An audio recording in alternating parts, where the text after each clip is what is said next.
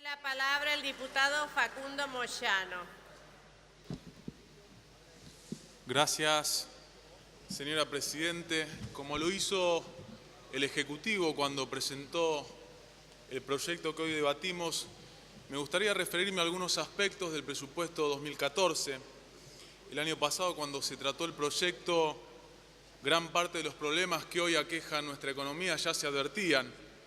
El proyecto enviado estaba lejos de los problemas que vivía la Argentina, como lo está a los problemas que hoy vive la Argentina, y era demagógico en lo particular en lo que refería al crecimiento. En aquel momento recuerdo que hice hincapié en lo que significaba la pérdida de reservas, que alcanzó los 17.500 millones de dólares en el periodo de octubre de 2011 a diciembre de 2013, y en cómo esto influía en la manera cada vez más torpe que se observaba en el manejo de las cuentas públicas. Se podía prever la pérdida de empleos y el ajuste en la falta de planificación económica. Frente a las críticas que hacíamos, a las observaciones, nos contestaban con lo mal que estábamos en el 2001. Y es que aún hoy, con las críticas que se hacen a alguna medida en particular o a la política económica en general, se nos refuta con los problemas que trajo aparejados la salida de la convertibilidad. Por eso, para no entrar en ese debate, a mi entender, infructuoso, me gustaría detenerme en el análisis del 2011, la gestión del 2011 en adelante, de aquel país que tenía superávit gemelos, crecimiento sostenido de la economía, 52.000 millones de dólares de reservas y donde se configuró un escenario donde los laburantes podían aspirar a vivir mejor. Queda bastante poco, por no decir nada. El tipo de cambio, recuerdo, en el 2011 estaba en torno a los 4 pesos. Por eso es llamativo, sorprende cuando algunos con total cinismo nos tratan de devaluadores, nos acusan, porque si miramos un poquito para atrás nos vamos a dar cuenta que en los últimos años la depreciación del peso fue una constante. Pero el número que realmente llama la atención es el del crecimiento que se estimaba para el año 2014, por encima de un 6%, cuando en el año 2007, 2008, 2009 y 2011 se estimó un 4%. O sea, según lo que se presupuestaba, el año 2014 iba a ser el año con más crecimiento, y hoy hasta el propio INDEC reconoce que estamos entrando en recesión. Y es increíble también que por decir estas cosas nos acusen y nos insulten diciéndonos vendepatria y demás, cuando no es más que la lectura de los datos objetivos del presupuesto que elabora el propio Ministerio de Economía, contrastados con los del INDEC. Otro dato, según el presupuesto 2014, el dólar promedio iba a estar en 6,33, número que ya estaba retrasado en enero de este año. Por eso creo, señora Presidente, que necesitamos y tenemos la responsabilidad de discutir números serios, no perder tiempo discutiendo fantasías. Y me parece que el primer paso que hay que dar, que el gobierno tiene que dar, es reconocer los errores que se han cometido. Porque no se trata de declamar discursos antiimperialistas de diferentes micrófonos, sino reconocer que el ajuste, la devaluación y la mala praxis están afectando a todos los argentinos. Y acá me gustaría repetir una máxima que leí el año pasado y resume algunos de los errores que enumeraba. Decía: el país no puede continuar cubriendo déficit por la vía del endeudamiento permanente, ni puede recurrir a la emisión de monedas sin control, haciéndose correr riesgos inflacionarios que siempre terminan afectando a los sectores de menos ingresos. Claramente estos ejes se perdieron en el 2011 y por eso creo que el gobierno sabe que avanza hacia el endeudamiento por una política económica totalmente desordenada, sin planificación. En enero el gobierno apeló a las viejas recetas del Fondo Monetario Internacional, tomó la decisión de subir la tasa de interés y de devaluar. En febrero la devaluación interanual fue del 56,7% y llevamos una inflación en el primer semestre reconocida por cifra, y esto es importante, es el Centro de Estudios de la CTO oficialista, de más de 21 puntos, que ni el aumento a los jubilados, ni el aumento al salario mínimo vital y móvil, ni menos los que reciben de rebote los trabajadores en la economía informal alcanzan a la inflación. Estos números surgen de una realidad que choca de frente contra el discurso épico que muchas veces escuchamos. Son números que se elaboraron con el IPC de las 9 provincias, que el mismísimo ministro de Economía, con su centro de estudios Senda en el 2007, elaboró cuando desechó la metodología del INDEC. El gobierno confiaba en emitir deuda a los mercados internacionales para financiar la fuga de dólares que había favorecido con la política cambiaria y cepo mediante. Hizo todos los deberes, se sentó a esperar a ver qué pasaba y frente al fallo de Griesa nuevamente entró la priorización absoluta. Un ejemplo de esto es que el último 11 de agosto bajó la tasa de interés y 2 semanas después la volvió a subir sin dar demasiadas explicaciones como si esto fuera un trámite administrativo. Es interesante ver también la debilidad de la política oficial y la postura con los buitres. El actual ministro de Economía se refería a la dificultad de encarar la política cambiaria sin ver los matices en un lejano 2006 donde no muchos, creo, sabían quién era Griesa. Decía el ministro, los economistas ortodoxos encuentran las explicaciones más descabelladas y esotéricas respecto de la determinación del tipo de cambio.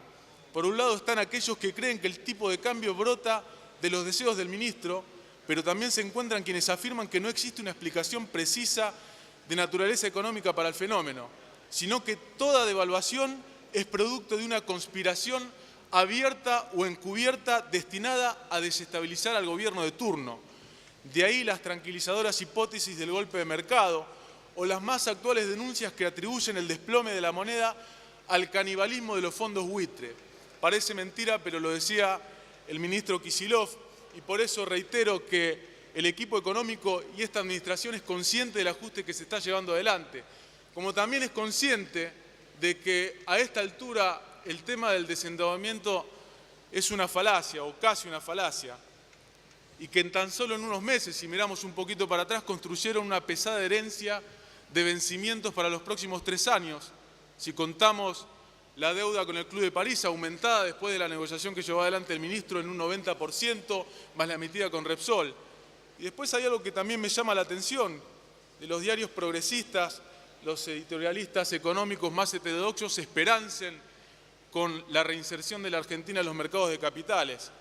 Respecto a la deuda, es cierto que en el 2001 los 144.000 millones de dólares de deuda representaban un 53,7% del PBI, que llegó al 147,3% en la posdevaluación y se redujo, cierto también de manera extraordinaria en el 2005 en la gestión de Néstor Kirchner y Lavagna como ministro. Pero también es cierto que si medimos el peso de la deuda en moneda extranjera sobre el nivel de reservas del 2013, el monto de la misma estaba en alrededor de un 400%, cifra que en promedio es similar a la de los 90. Claramente esto le saca capacidad de autonomía económica, no solamente a este gobierno, sino a los que vienen. Otra cuestión rara de este presupuesto es lo que se refiere al crecimiento del gasto y de los recursos. Un 28% dice que crecerán los gastos y un 13%, los recursos y un 13% los gastos, lo que significa en un año electoral un feroz ajuste al gasto público.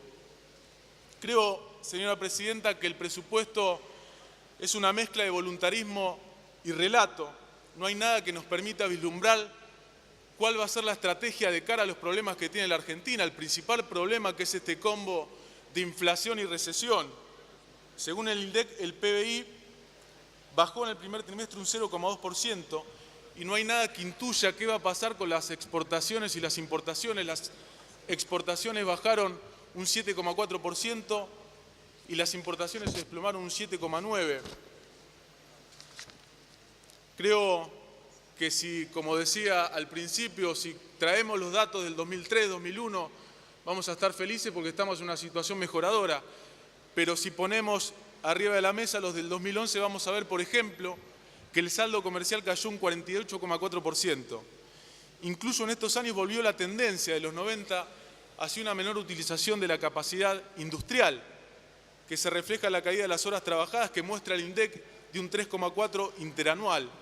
El uso de la capacidad instalada en mayo de 2014 fue la más baja en los últimos años, con una retracción del 10% respecto del 2011. Por eso, señora Presidente, quiero reafirmar que no se trata de poner en la agenda debates dicotómicos, antinomias, irreales, mientras tenemos la responsabilidad de discutir los problemas serios que hay en nuestra economía.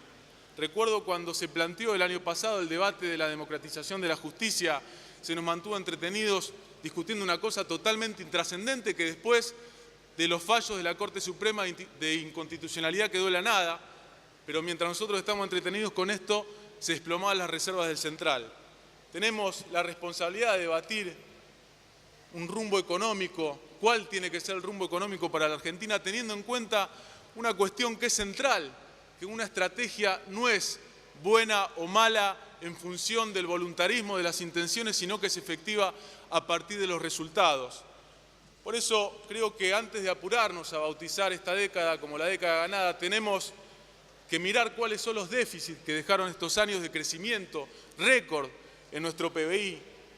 Tenemos que hablar de los años perdidos en materia de inversión productiva, tenemos que hablar de la falta de búsqueda de competitividad externa más allá de los enormes subsidios o de por qué tenemos un enorme déficit energético. Parece mentira que después de tanto predicar la autonomía económica y la preponderancia de la política por sobre la economía, esto de que la economía se subordina a la política, nos vengan a contar de vuelta que tenemos que ajustar o estamos mal porque el mundo se nos vino encima. Por eso creo realmente, Presidenta, que este presupuesto en principio no se puede votar porque no contempla ninguno de los problemas que hoy tiene la Argentina.